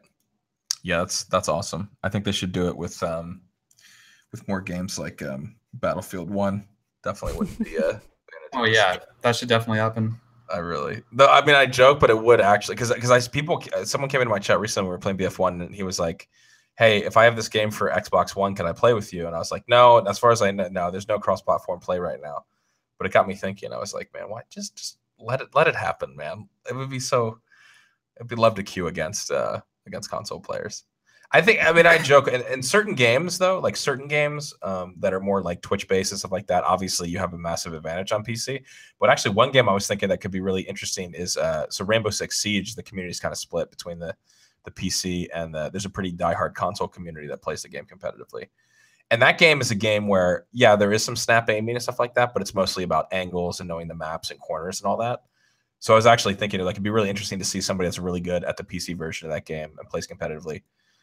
Versus if they had cross-platform play on somebody on Xbox One, because I don't like certain games, you know what I mean? It's even games like Counter-Strike has that, but even Rainbow Six is more you have to know every angle, pre-fire, all that stuff. So anyway, could be interesting in the future. But yeah, I don't know about Call of Duty or BF1.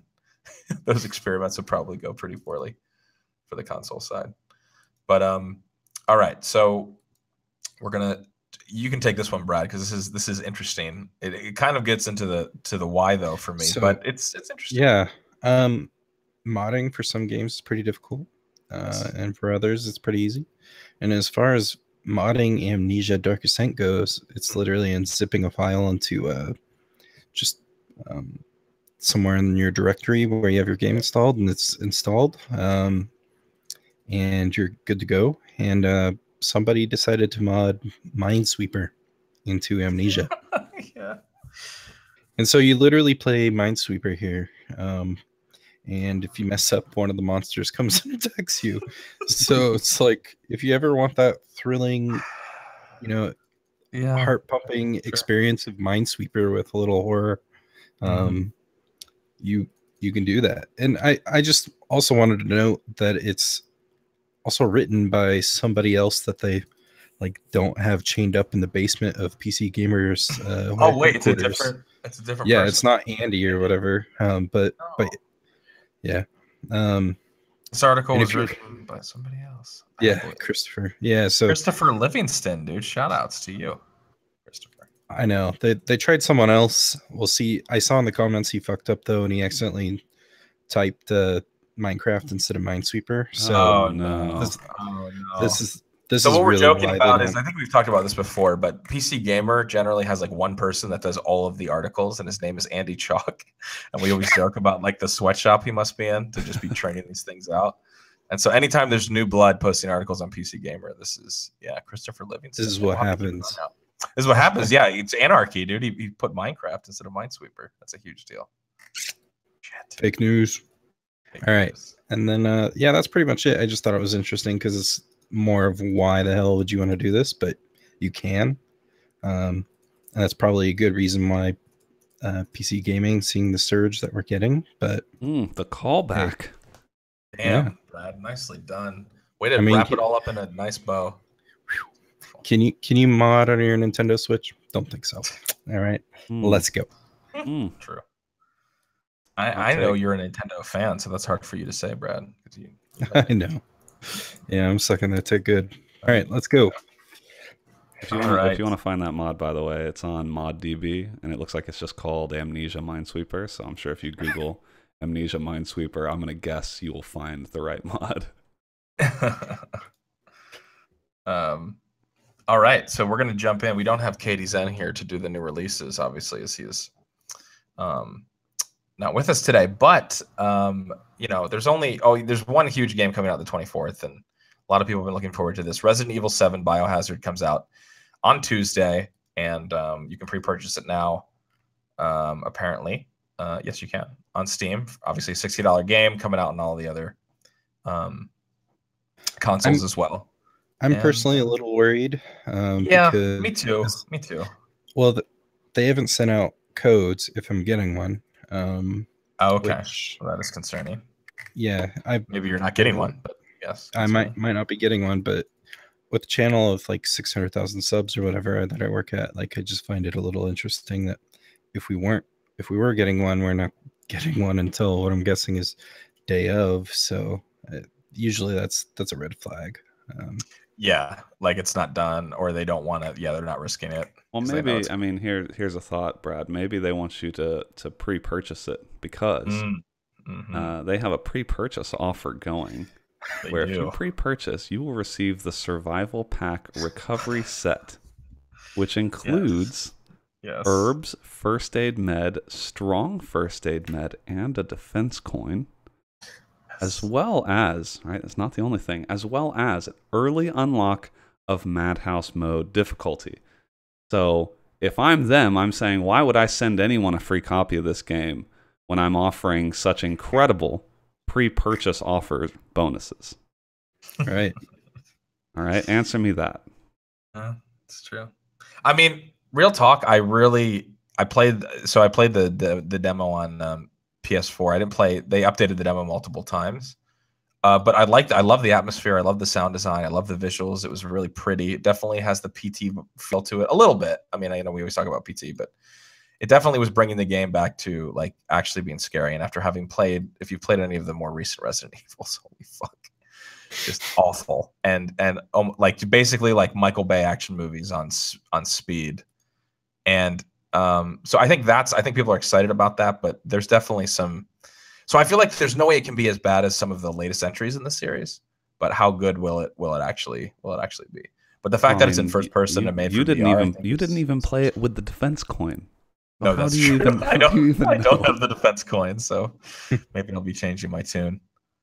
But I'm excited. I'm excited to play it, man. I mean, and Windows 7, obviously, can run it on Windows 7, so I'm pumped. I didn't play the beta, and it might just be that I'm old school. I just don't think that the series necessarily needs innovation.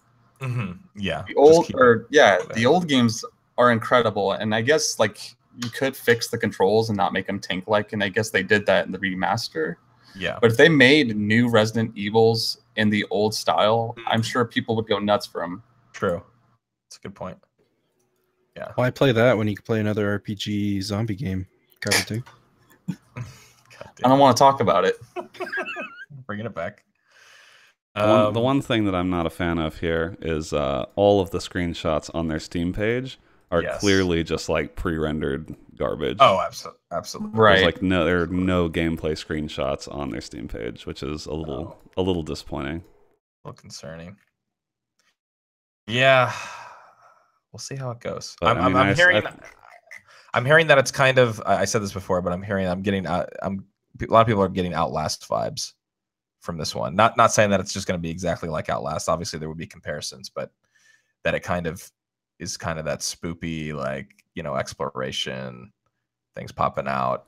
Right. And I don't know how much, obviously the Resident Evil formula, like you're saying, Copper Tank, if you go back to the previous games, yes, there was the horror element, but there was, a lot of item use and figuring out puzzles and stuff like that. And I don't know how much of that you're going to get in this game. Right. But we'll see.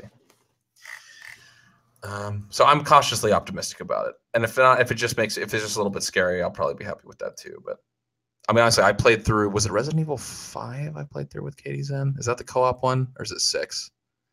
I don't remember. I know 5 has co-op for sure. 5 has co-op, I think. Did you punch a boulder at the end? Yes. Yep, it's 5. So that 5, and then 6, I think, is the one that's really fucking bad. I like how that's the identifier. Did you punch a boulder? Yeah, we punched 100%. We punched the boulder. I guess when I'm like comparing it to that, I feel like it can't be that bad. But all right. And what's this? Who put this imprint axe? I haven't really looked at this one. Brad, I put it in there. It looks interesting. An indie puzzler. Yeah, it's like, so you have your kind of, I guess, your triple A game in Resident Evil. $60 comes out on Monday. But then the other two in here they just look like interesting games. Imprint X is a button-based puzzle game. You have 100 levels to unlock and 700 buttons to press. 700, Scott. 700, dude. That's a deal. Yeah, so it's got kind of a neat art style. Looks like it's a puzzle-based game. So a lot of levels. I imagine if you like puzzle games, this looks like it could be either great or really infuriating. It was originally a Steam Greenlight title that I guess the community voted for, and it got selected or whatever. But anyway, maybe worth a try. It doesn't have a price, but that comes out on the 26th. That would be on Thursday. And again, don't know the price, but it's an indie title, so I'm guessing it's not going to be a $60 game. No. And lastly, here, see, I thought this one would really appeal to Scott. This one looks interesting right here. It has all the tags that I love, Brandon. Indie, action, violent, adventure. Oh, and I mean, it's about birds. It is. It is about birds. It's called Rocket Birds 2 Evolution. And wow, I have to say, it looks so basically like a platformer side scroller. In the vein of, I don't know what like. The UI looks like it was meant to be played on a tablet, but yeah, kind of, yeah. And basically, it's the most interesting chicken in the world, in quotes, is back in his first sequel, Rocket Birds 2 Evolution, where hard-boiled chicken gets entangled in a mysterious and sinister penguin plot. in part 1, the cock up. Which is, I have to say, they pretty obviously a lot of chicken and bird puns. It made me log in to Steam to actually get or show my age so that I could see it. So apparently there's some cock humor, you know, in this. And well, I mean, it's the original cock of war. Exactly. God damn it. Oh damn. So yeah, I don't know. Looks like it maybe has some potential. I don't know. I didn't play the first game, so I can't speak to it. But well, according to the description here, the original Cock of War returns in a glorious explosion of finger-licking fun, with enhanced controls, new upgrade systems, a full single-player campaign in Part 1, the Cock Up with full voiceover and original soundtrack, dang, and a 1 to 4 player campaign in Part 2, the Rescue, with procedurally generated maps. So there you go. I think it seems like a compelling package if you enjoy I'm bird sold, humor. dude. Oh man.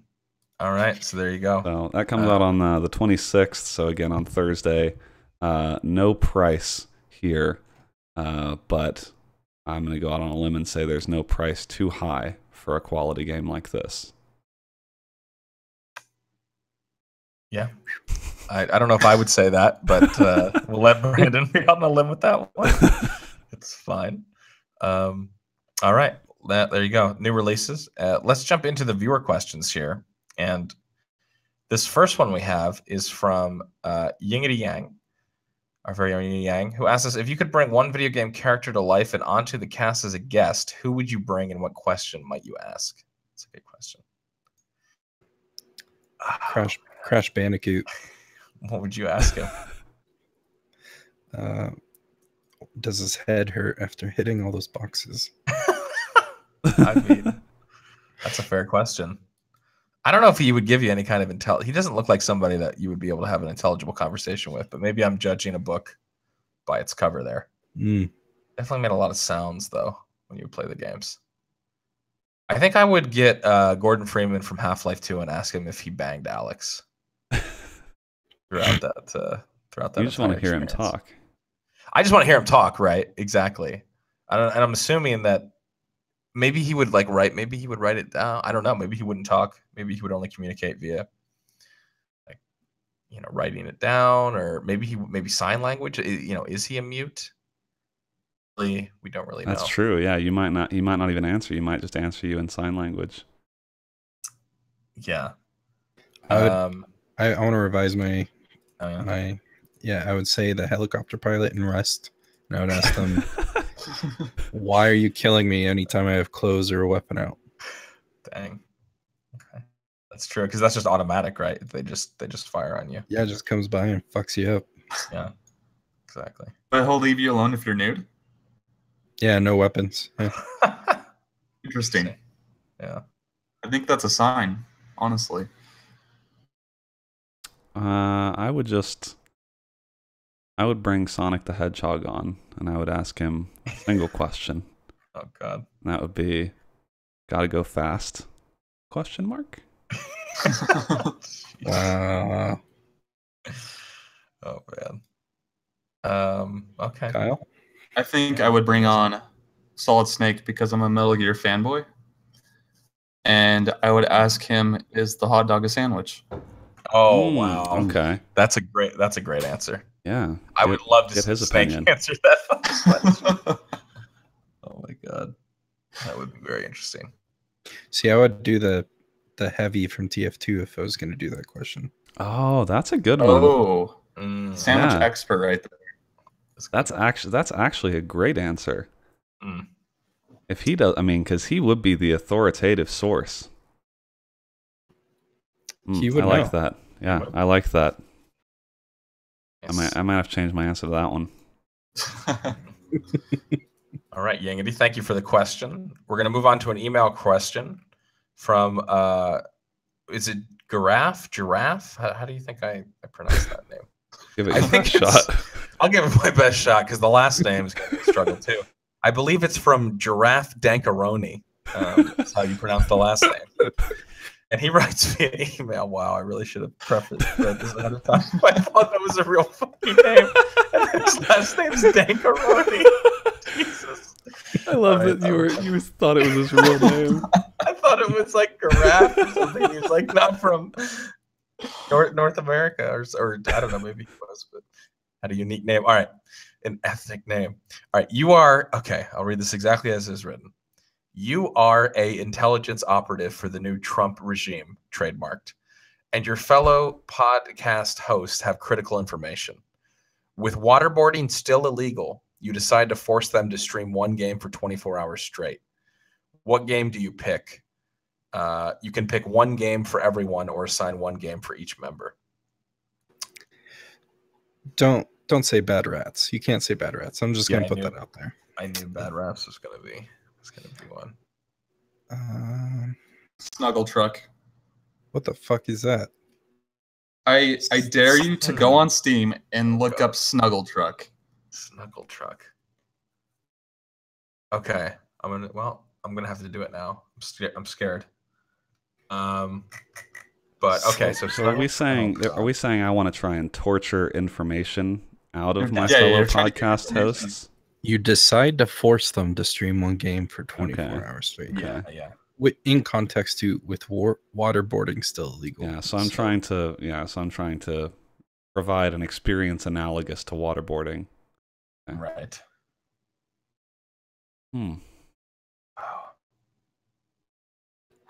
Let's just say I did a couple drunk streams of it back in the day.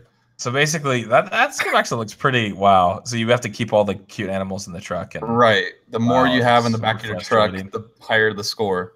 Jesus, that looks crazy. Oh man, I don't know, man. 24 hours torture-like scenario. Counter-Strike. Yeah, Counter-Strike is a good answer.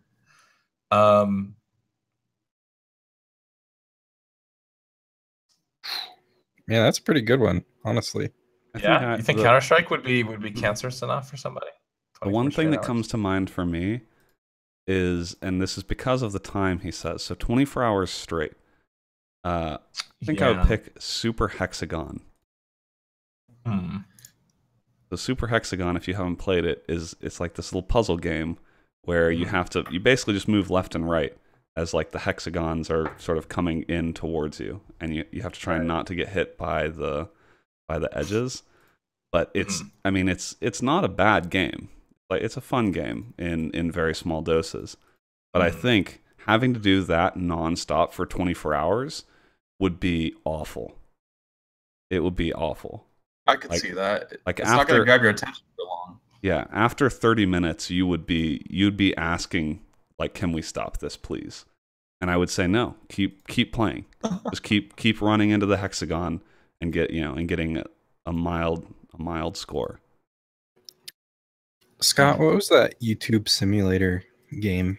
Oh God, yeah. Oh no. What was it called?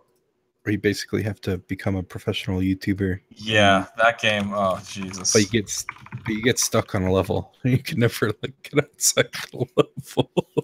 YouTuber's Life. YouTuber's Life, I think is what it's called. Yes, exactly. Yeah, that one could be that one.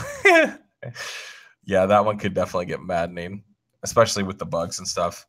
I didn't even think someone in chat pointed out, but so the Telltale Minecraft story mode, which is so cancerous. It wouldn't take 24 hours, but having to keep replaying it over and over again, it took me like 13 hours. So it would actually be it took me about 12, so it'd be 2 playthroughs of that.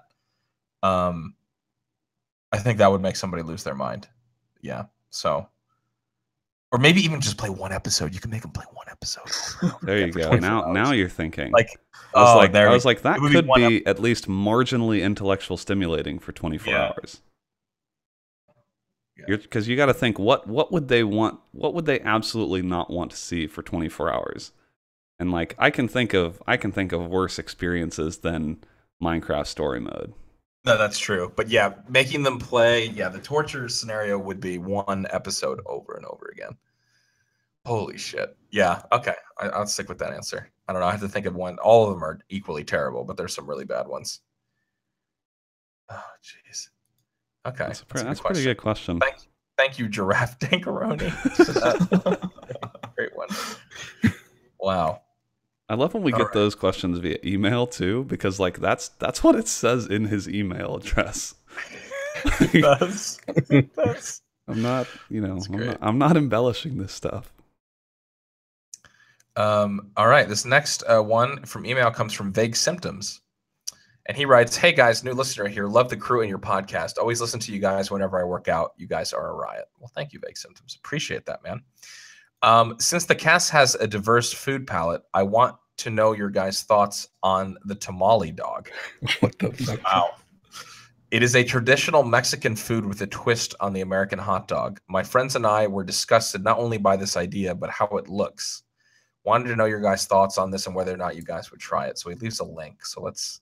Okay, let me just be the first to answer. Okay. 100%, I would try the tamale dog. It looks delicious. Wow. All right. That doesn't look bad. If you haven't had tamales, tamales are like very, very good. One of my favorite Mexican foods. So even though this maybe doesn't look super appetizing, it's the same thing as like nachos don't really look super appetizing. Yeah. Right? It's just a bunch of... they do though. Well, I mean, okay, I'm just saying some people would say they don't, because it's just like, there's chips and there's He's not talking about you, Dorito boy. Calm down. There's just a bunch of stuff, and it's like, it doesn't really look that appetizing, but then you eat it and it's delicious. Yeah, this looks like the same thing to me. It's like, it maybe doesn't look appetizing, but I can see all the ingredients. I want all of those ingredients in my body. Yeah. No, that actually, taking a look at the pictures here, it actually looks, I would 100% try that. It looks like someone shit in a husk, but yeah. Yeah, no, it does. As a lot of Mexican or Americana Mexican food can look like that, but I mean, honestly, like I actually think putting a hot dog sausage into a tamale is actually an improvement on putting it into a bun. Like tamales are better than buns are. Yeah. Okay. So if we can just have hot dogs be inside of tamales now, I think I'm okay with that. I've never had a tamale, so I don't know if I can really say whether or not I would have it. Well, then I would try it. I mean, since you don't know the delicious taste that is a tamale, if you saw this, what would be your reaction? That looks messy compared to a bun. I mean, it looks like it's gonna fall out in the picture anyway. Well, you don't eat the husk, so like they've just put it on the husk for display purposes. Oh, so you eat that with a fork? Yeah, you probably need to eat it with a fork. Oh, well, okay. It's like eating, I don't know. I mean, how strong in flavor is the husk though? You do not eat the husk. Yeah. Okay, so it's just there you do not consume the husk. It doesn't like there's no flavor that it gets soaked into them. Yeah, when you make tamales, like you leave the husk on to keep the moisture inside the tamale, but then you unwrap it and you throw the husks away. Oh, right. So how is this any different from just putting a hot dog on a plate, covering it in chili and cheese, and saying, "There you go"? Well, there's the tamale. Like the tamale is the thing on the outside of the hot dog. So there basically is no difference in having a tamale with a hot dog next to it and then eating them at the same time. That's basically what the tamale dog is. They've just put the hot dog on the inside. Yeah. So it just acts as the carrier. It doesn't. It's not. There's no food improvement. There's nothing that improves that. Not really. It's just a novel combination of flavors. I don't think I've ever had a tamale together with a hot dog, but I could see how that could be good. Have you had the fondue fries from Wendy's? Just curious. Me? Kyle? No. Oh, okay. Stop trying to turn him into Katie's Zen, Brad. Sorry, man. I'm just going to say Jack in the Box is where you should go. Oh, Scott knows about that. Yeah. Brad turned me on to Jack in the Box munchie meals. Oh, yeah. Oh, yeah. When we were at TwitchCon. Yeah. One of those. Jack in the Box is on the forefront of flavor experimentation. Yes. Is that diabetes? Yes. Okay. Yeah, no, I would definitely try it. Beg some substantial. I think is everybody down to try this? The tamale dog? Okay. We're all in agreement. Yeah, I'll try anything on Suma can. I'm more than down to try it. I'm fine if we just replace hot dogs with these. Okay. Yeah, Brandon's very strong on it. Very cool. All right. And then finally, before we get into the iTunes podcast review of the week, we have this is continued via email. I believe this was a poem that was left in a review, right? It was originally left in a review, and I don't know if you listened last week, Scott, but we actually got a continuation of the poem last week. I did not hear the end of I didn't hear the end. Okay. So this is a second continuation. I don't actually know when it ends, but you know we have quite a story here. It's just being meted out piece by piece. This is crazy. All right, so this is the continuation. So this is now the third part of the poem from Charles Deep Dickens Hodes. Wow, this is quite a thing. All right, here we go. At this point, Patrick was truly flustered, not knowing how much more that he could muster. I am still dreaming, of course, Patrick exclaimed, as all these strange things cannot be explained. But then a dank beat announced the second's arrival, with mad flow that not even Mac Miller could rival. Wow. KBMOD without explanation, he shouted out loud. You can find this next track on my SoundCloud. Jesus. I'm on that BF1 hype meme, wiping squads with aggressive sniping, accepting mods as a pipe dream, but can't wait for a Cal scene. To DLC, I say let them come. I don't mind paying premium. I want those exclusive guns. We ain't no scrubs playing Verdun. Dude, these are some bars. Now raise your dongers in the chat. Let's see those bits for battle packs. Tweet EA to add some hats. 2017, there is no going back. Everyone hop in our Discord. With pigeons, we won't get bored. Now, before the sacred Baja is poured, let us give praise to the based Lord. Wow. What? This spirit dropped some bars on him, man. This is crazy. As he began to ponder, the spirit disappeared, leaving Patrick wondering, who was that neckbeard? Angry Patrick shouted, see, you are wrong. That fanboy was elated. The figure just hunched and said, you will find his memory has faded. He has forgot the freedoms that made PC gaming the best. For mods is what gave birth to his favorite FPS. Wow. This is some deep stuff right here. Touching. This is crazy. I gotta say, these rhymes are on point. Well, whoever Charles here actually has like some legitimate poetry skill. He does. They all the lines flow so beautifully, man. It's not a struggle. It's crazy. That's amazing. So Charles Deep Dick and Hodes, I think that might be it feels like almost a conclusion, right? Like the story, like, you know, this is Patrick, right? And I don't know if they say it's a neckbeard here, so it could be anybody appearing to Patrick and basically saying, like, you know, like, you think you're doing a service, you know, to the PC gaming community, and that everyone loves your game, but the truth is, you know, PC gaming really is about the mods, and I don't know. Can't forget where you came from. Can't forget your roots here. Super, super deep. Wow. Well, Charles Deep Dick and Jose, if you have any more, feel free to send it. But so I agree. I think we all have to give a strong thumbs up and say that we look forward to more of your rhymes perhaps in the future. Because now, before the sacred Baja is poured, let us give praise to the base Lord. That's just a great line on its own. Yeah. The ending is just. I'll even post the ending in chat. It's just haunting, man. It's a visual. You can visualize the ghost disappearing after those bars. They're just sitting there and saying, no, look, see? That ghost was elated, and then, no, man. And the narrator saying he has forgot the freedoms that made PC gaming the best. For mods is what gave birth to his favorite FPS. It's beautiful. Beautiful. All right. Well, there you go. So some strong emails and questions this week. Thank you, guys. Keep them coming. Always a fun section to do. So now we're going to read the iTunes podcast review of the week. And if you want to leave a review, There's, you know, a very simple way you can do that. You can make an iTunes account if you don't have one. Put it on some throwaway email address if you don't have an iPhone or whatever else. But all you have to do is make an iTunes account. Leave us 5 stars, as this is the rating we deserve. We don't accept anything below 5 stars. And then tell us what you think of the podcast. Tell us what's going on with you. You could leave a limerick. You could leave, you know, a verse. You could leave. I mean, we've had so many different things left in the section of the review that, you know, we'll leave it up to you. And if you're creative enough, you might get what you wrote read. So this man, again, the Hodes family, so strong, man. I feel like the Hodes have they've had a revival of sorts. I feel like they were dormant for a while, guys.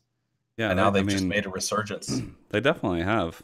It's amazing that, you know, that, I mean, Charles, who just wrote this poem, like, we had no idea he had that a member of the Hodes family had this kind of lyrical skill. Exactly. So now, now here we go. In? Cameron Hodes, and he titled this review. Of course, it's 5 stars, and he entitled it "Katie's Conundrum," which I'm very excited to read here. It seems to be a short story of sorts. Katie sat at his desk as he let out a sigh. He was flipping through flashcards, but he didn't know why. At the end of the pile, he was filled with dismay. There's nothing in this list that I want to play. As he passed by his door, Brandon heard Katie's plight, so he thought up a plan to make everything right. I know of a game that you like very much. Play some Battlefield 1 with myself and Hutch. Man, dude, the bars, the rhymes. Katie's face gleamed with joy. He had something to do. Okay, let's go and see what Brad is up to. As they entered his room, they were met with the sight of a hardcore gamer who had been up all night. Would you like to come play some Battlefield 1? No, thanks. I probably won't have any fun. Of course you'll have fun. Come on, just trust me. I would, but my skills have become far too rusty. Damn it. And rusty is spelled capital R-U-S-T, lowercase y. Upon hearing the pun, both were filled with disgust. Once more, he'd become addicted to rust. Brandon swiftly face-palmed as Katie turned away. I guess I won't be playing any games today. Wow. The poetry. The story, the poetry. It's just, this is exceptional. I don't know if this is also, like, again, this is another member of the Hodes family. So we had Charles Deep Dick and Hodes. Maybe Cameron Hodes is his son or something? Or that's possible. They definitely, I mean, it seems like they must be closely blood related, because I feel like the skills are similar. This is beautiful. Absolutely beautiful. I'm loving the theme of the poetry and the storytelling. Like, I'm moved by this story. Yeah, absolutely. I feel like I'm there. I feel like this is something that could absolutely happen in real life. The pun, I mean, the rust addiction is already real with Brad. I mean, this is almost ripped from future headlines kind of situation. This is crazy. Unreal. Wow. I'm touched. So I mean, those are hard. I know that can be, I mean, the emails and the reviews lately have been so stellar that it can be a little intimidating to feel like, hey, do I have something to offer this? But I'm sure you do. I know there's a lot of creative people listening to this podcast. So make an iTunes account, get to reviewing. You know, it doesn't have to be poetry. You could start a new, like right now we're seeing a lot of poetry, but who knows what the new trend will be, guys, right? It could be something different next week. It could be, yeah. It could be something totally different. So, really good stuff. And I'm really sad that Katie Zen wasn't here to hear this, because he would have loved it. So hopefully we'll have to make sure that this gets in front of him. Or if he listens, tweet at Katie Zen and tell him he's got to listen to the podcast while he's gone. Definitely. So, yeah, I think that's going to pretty much do it for episode 263.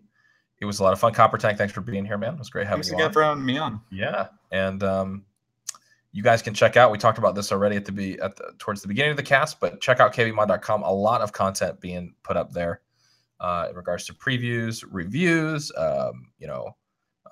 look backs on games like Gears of War 4, and of course build guides and all that jazz.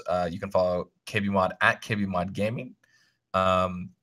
You can follow Brad at Hutchison15. I am at APL Fisher. Copper Tank, what are you? Are you at Copper Tank? On the, yeah, I'm at Copper Tank with a 4 instead of an A. With a 4 instead of an A. Okay, there you go. So you can follow Copper Tank on Twitter that way. And Brandon is VOL1 TION. It's a 4 instead of a 1. It's a 4 instead of a 1. Exactly. If you want to find him. And yeah, thanks so much for listening. And we will see you guys next time. Farewell. Yeah.